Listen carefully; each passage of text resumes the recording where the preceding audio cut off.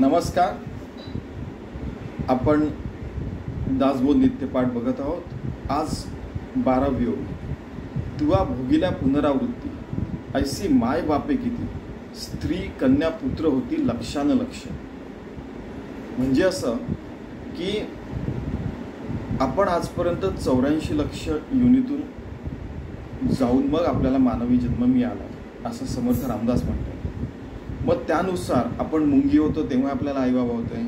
आपण कोणत्याही जीवात असलो तर आपल्याला आईबाबा होते आणि त्या प्रकारे मग आपल्याला पण मुलं होते, नातवंड होते, पतवंड होते वगैरे. असं तर लक्षानं लक्ष झालं आजपर्यंत.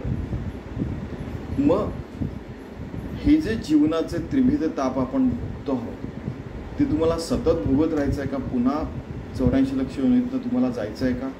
तर त्याचं उत्तर त्यांच्या शिष्याने दिलं की नाही बाबा, मग तुम्हाला योगी होऊन भक्त होऊन सतत भगवंताची 24 तास सेवा करून मुक्ती मिळवावी लागेल आणि तरच तुमच्या जीवनाचं सार्थक होईल, तरच मानवी जीवनाचं सार्थक होईल. कारण की मानव जन्म आपण घेतो कशाला? आपल्याला मुक्ती मिळायला, आत्मज्ञान मिळायला. आणि जर का प्रत्येक क्षणाचा हिशोबच ठेवला नाही, तसं काम केलंच नाही, तसं आपलं सद्विचार, सदाचार आणि सद्वृत्तीने आपण हे सगळं 24 तास केलं नाही तर आपल्याला मुक्ती कशी मिळेल? उलटा प्रश्न त्यांनी मग विचारला आणि त्यावर मग हे सगळं त्यांचं ते हे डिस्कशन सुरू आहे ना.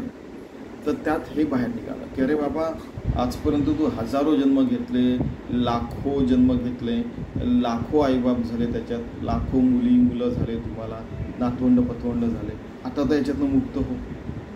सावध करतात आपल्याला, सावध साक्षेपी विवेक असं होऊन आपल्याला सतत जीवन जगायचं, योगी होऊन भक्त होऊन, आणि मग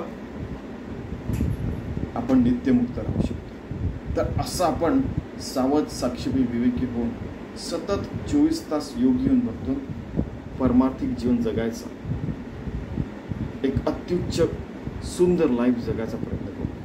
धन्यवाद.